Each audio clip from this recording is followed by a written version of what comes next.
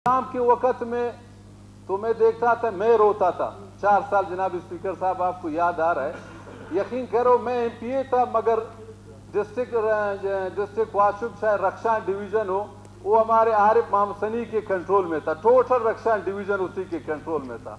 ये अल्लाह का आज निज़ाम है। आज हमारे आरिफ मोहम्मद सनी रो रहे हैं, अल्हम्दुलिल्लाह, अल्लाह का शुक्र है। कम अज कम एहसास हो जाए बंदों को और आप हंस रहे हैं। ये मुकाबात अमल है। मैं हंस रहा हूँ, बिल्कुल मैं हंस रहा हूँ जनाब स्पीकर साहब कि यकीन करें एमपीए कौन होता है और कंट्रोल किसके हाथ में होता है।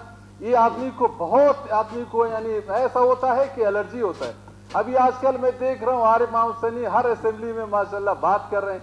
अच्छा है, मैं नहीं कहता हूँ बात नहीं करें, मगर वो यादें याद करें कि यकीन करो जब मैं रोता था, अवाम का फरियाद लाता था, मैं कहता था खुदारा जाम कमाल साहब, खुदारा आपके जो आपके साथ हैं इस तरह नहीं करे, वाशुक अवाम के साथ जुल्म नहीं करे, उस लोगों को फंड दे दे, उस लोगों के जो मसले हैं, ठीक है मैं एमपी हूँ, आप खुद आके वहां पे विजिट करें। हालांकि जाम कमाल और आरिफ मिनिस्टर हसनी वाशुक के आके दौरे भी किए, एक दफा आए थे जनाब स्पीकर साहब, मगर वहां पे आके बैठ के वापस चले गए।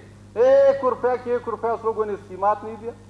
डिप्टी कमिश्नर आरिफ मोहम्मद सनी के था, एसपी, ईसी, एक्सियन, जैद बकर, टोटल डिस्ट्रिक्ट वाशुक उसी के हाथ में था। तो आज अल्हम्दुलिल्लाह मैं खुश हूं कि अभी वो भी रो रहा है। मुकामात अमल है जनाब स्पीकर साहब।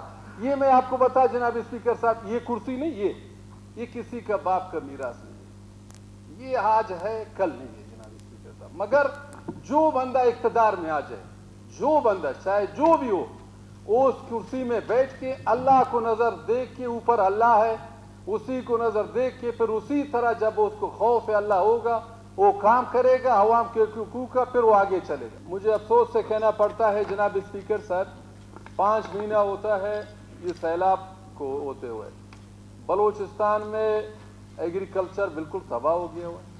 यानी सैलाब के हवाले से जनाब स्पीकर साहब न मरकज में दिलचस्पी दिया है बलूचिस्तान के लिए।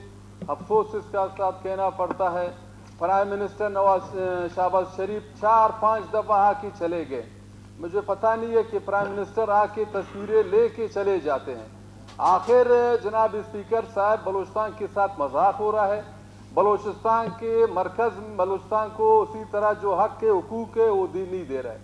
दूसरा जनाब स्पीकर साहब, मैं अपने गवर्नमेंट से भी गिला कर रहा हूँ, शायद 3-4 मिनिस्टर हो जाते उसों को मैं याद दहानी करा देता कि खुदारा कम अज कम, मगर मरकज हमें कुछ नहीं कर रहे, नजरअंदाज कर रहे हैं। आप कम अज कम एग्रीकल्चर के हवाले पे जो जमींदारों के बंदात है, सोलर वगैरह है, कुछ बंदों का घर भी गिरे हैं, मुख्तलिफ नुकसानात हुए हैं जनाब स्पीकर साहब, मगर आज तक 5 महीना गुजर गया हुआ जनाब स्पीकर साहब, 1 रुपया किसी एग्रीकल्चर के मद में या जमींदार को या किसी का घर गिर गया हुआ है, मगर 1 रुपया आज तक उसे नहीं मिला। हाँ, कागजी कार्रवाई में जनाब स्पीकर साहब सब चीज लिखे हैं, अब डिपार्टमेंट में लिखा है, मगर अभी अमली काम अभी तक नहीं हुआ है जनाब स्पीकर साहब।